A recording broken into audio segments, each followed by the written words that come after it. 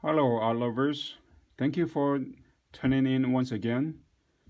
Today we are going to continue talking about shading. First, we were talking about shading on cylinder, and the next will be on cone to conclude the geometric shapes. Let's start to draw a cylinder. First, just draw an ellipse, and then draw the shapes, the height of the cylinder, and compose with another ellipse at the end.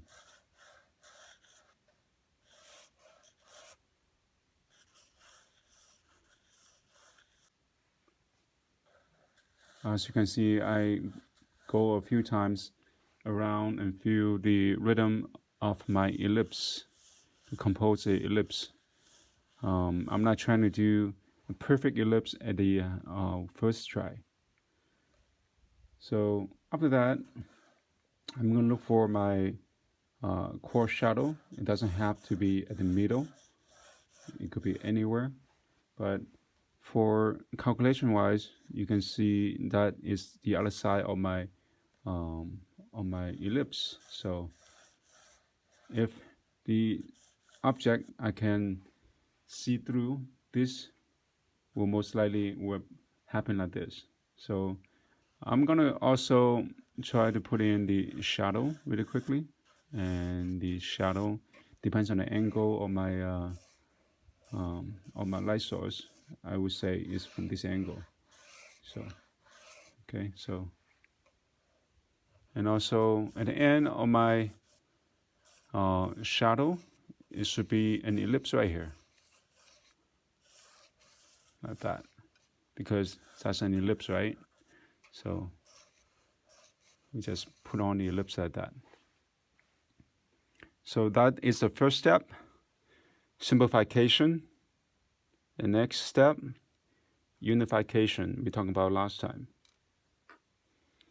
Unifying all the shadows quickly. Let me change another piece of stick. There we go. It's easier for me to do it this way. If you guys do want to do a little more slowly or even more careful, you can use a smaller stick. But for me, I like to just use a stick like that. All I have to do is just slow down a bit, control my movement, and I can do the drawing much quicker. Even though my motion is slow, but I can cover the ground much faster. Make sure my tone is evenly composed. So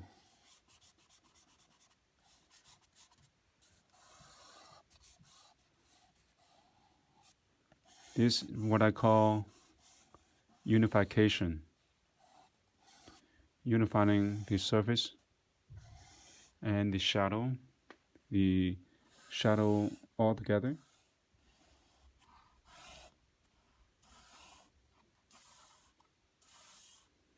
Just like that. And also I want to make sure my surface, the tone is more even. I can use my finger, I can use the paper stump, I can use paper towel, I can use the chamois, whichever that you prefer. Okay, we have talked about that in the other video, what kind of tools and what kind of material that you can use with charcoal. Okay, so I'm trying to use my finger to do a little more even tone, something like that. Some of the line right here is okay. This streaking line is okay. It's created by the charcoal when I press down. Sometimes the paper will have a little bit kind of a cut on the surface, but that is okay because that's the basic tone. Now the second thing I'm going to do, which is modify the area, not the second, but the third. The first thing is simplification. The second thing is unification. Now I'm modifying the differences between core shadow and cast shadow. So there we go. The core shadows is always in between the light and the dark.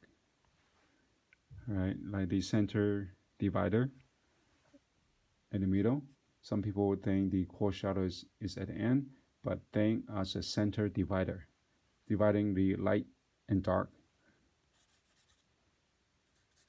So that way you can extinguish them easier.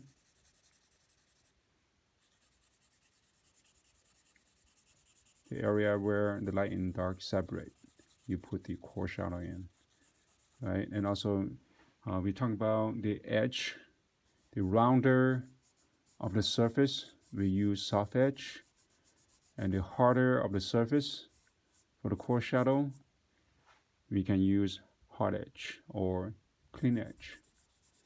So whichever the surface up here, then you can actually use this kind of method, apply on the area to indicate the differences between the round and angular surface. So quickly.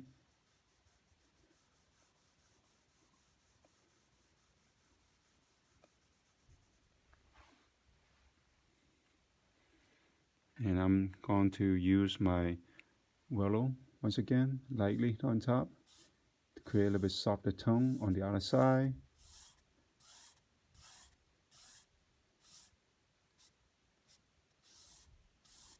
I can also use my eraser to take out some of the initial drawing too. So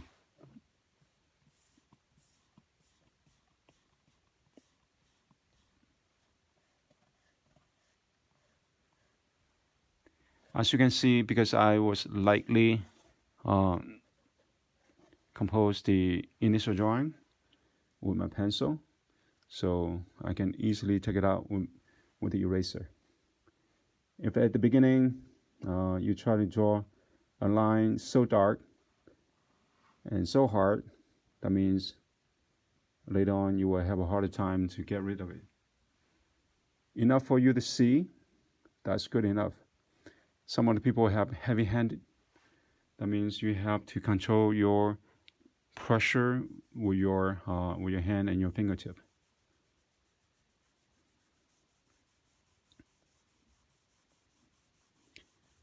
And many times students saying that, oh, my line's a little bit too dark. How come that I cannot control it? Well, you just have to remind yourself, keep telling yourself what kind of pressure you need, what kind of darkness you need. The darker, press harder. The lighter, press less with pressure. So that way your drawing will be easier to express what kind of a value and what kind of edge that you need, and also how dark of the line that you need, how dark of a value you can compose. It's all in the pressure. Sometimes you can even use a really soft pencil, try to draw lightly, even though it will not be as light as the 2B or HB, but you can try it out just to test your pressure. So you are supposed to be the one who can control your hand with the amount of pressure you push on top. So you really have to learn how to control your yourself. I can talk all day, but you are the one who need to draw on top of your surface. So yeah, get used to how much pressure you need on top of your drawing, and we can go from there. Now, there's another thing that I would like to talk about, which is the darkest value with the core shadow and less darker value at the end of the core shadow. Because the light source, the travel distance from top to bottom, there's a reflected light bounce back onto the surface. So closer to the surface, the distance from here to here, let's say from here to here and here to here, which one is less and farther? The distance is farther. This one, right? Is further than the bottom area. So that means the light up here, the reflected light up here will be stronger here and weaker here. When it is weaker, that means it is darker. Only makes sense this way, right? So that's why, as you can see, I try to make the upper area stronger with the value contrast and less at the bottom. The bottom will be a little bit lighter. So that's why, and what I'm doing right now. Because the distance of the reflected light. I hope that will make sense to you.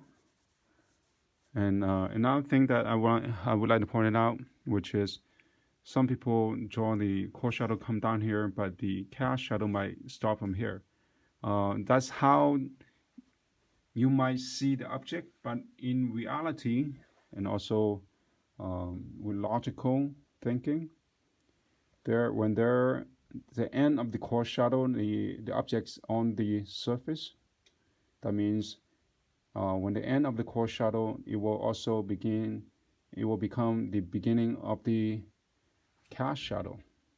So not like coming down here and all of a sudden the cast shadows start from here. So where the core shadow ends, that's where the cast shadow begins. This is also something quite important for you to remember. So now I'm going to redefine my shape a little and put in my tone for the cast shadow.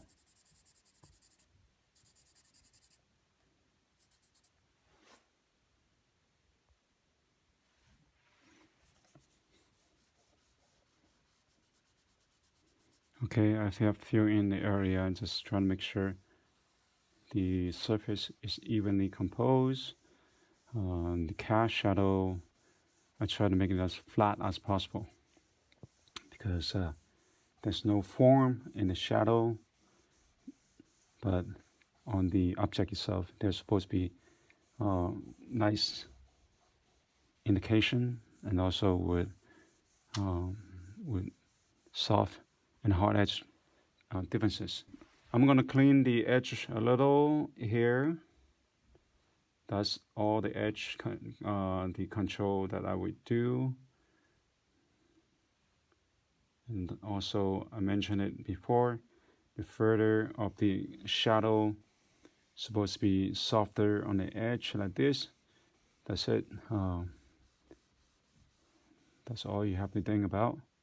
Closer of the object, the shadow will be harder with the edge, and the further will be softer. That's all you have to remember.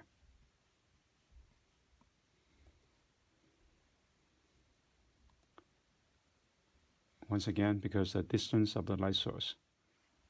Now, after this stage is done, then I will move forward to my midtone area. The midtone is just softly indicate with a light value, just like that. I'm trying to do more transitions, go on to the other side, like that.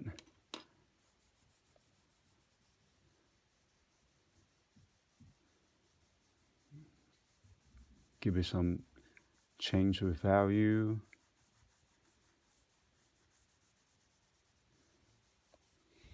And I'm trying to increase the value contrast right here. The core shadow is a little bit too light at the bottom, so I will need to increase the contrast to make sure the reflected light will be a little bit lighter. And on top, in this case, I will also increase the contrast on top a little bit more to insert, to make sure the area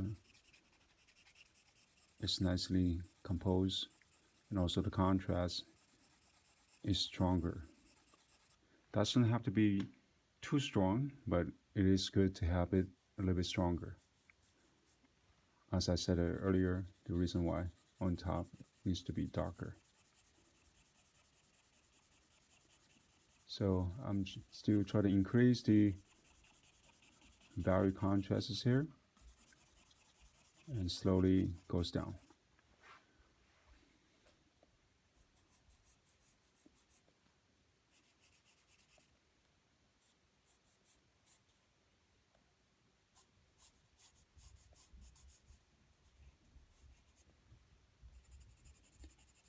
Just like that. And now I'm going to use my finger, push in, make sure the value is nicely locked in.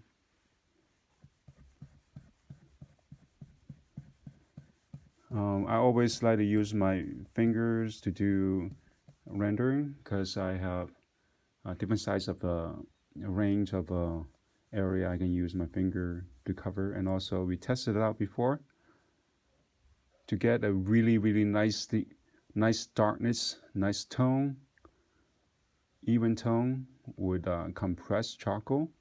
The finger, which is can do the best lock-in with value.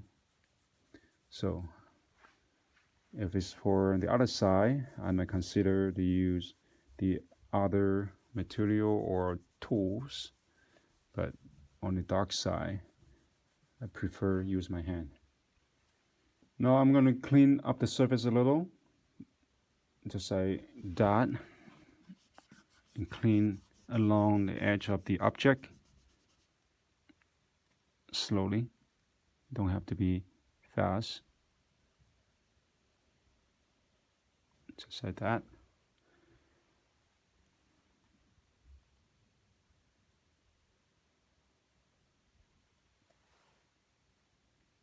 So the surface is easier to see, and I would like to use my eraser to pull out a highlight, which is I also squeeze my eraser just like that.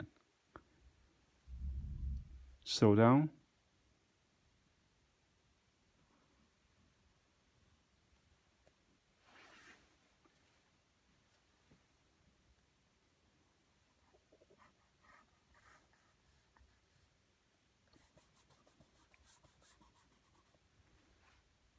And that's the highlight.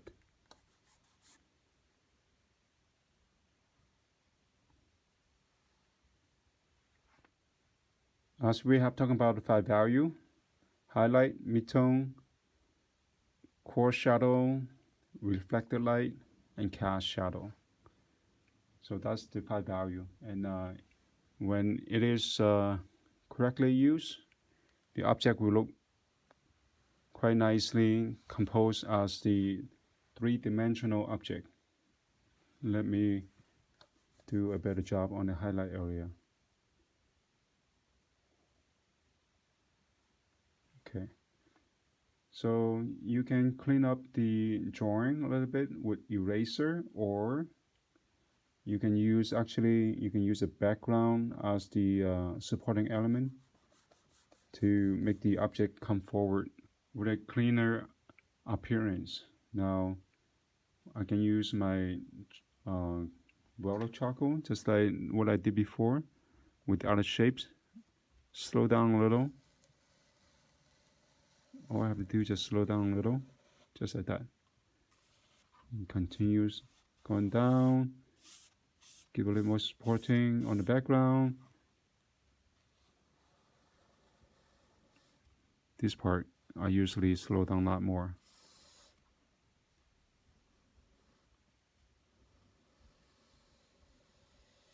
When it comes to defining the background and foreground, you can use the contrast like that to make some indication.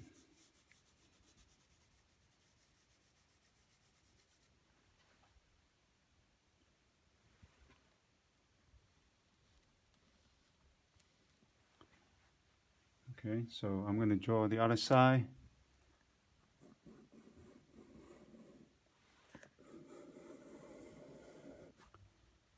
With my other hand, it's easier for me to draw this way because the camera angle.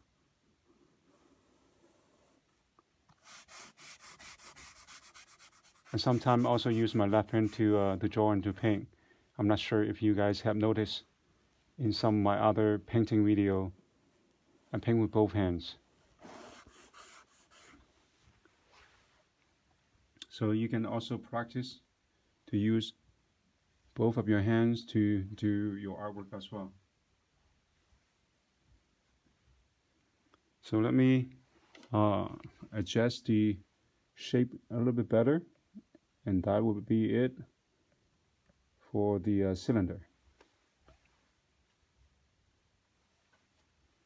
And also there wouldn't be any hard edge on my ellipse, so I want to make sure that it's better.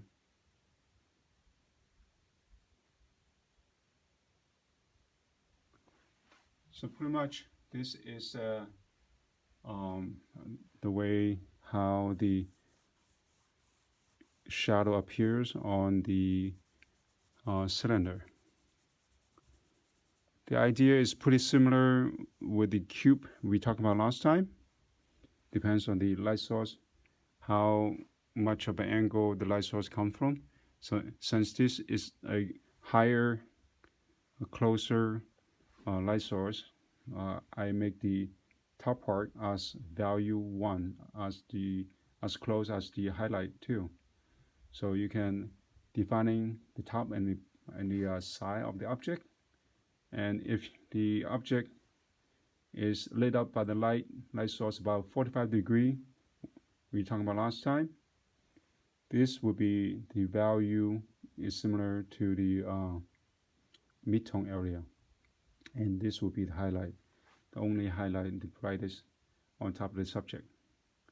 So if the light source comes from this way, that means on top there will be darker tone, right? So it depends on the angle of the light source hit on top of the object. You can alternate the value appears on the object. Now next we will quickly talk about the cone.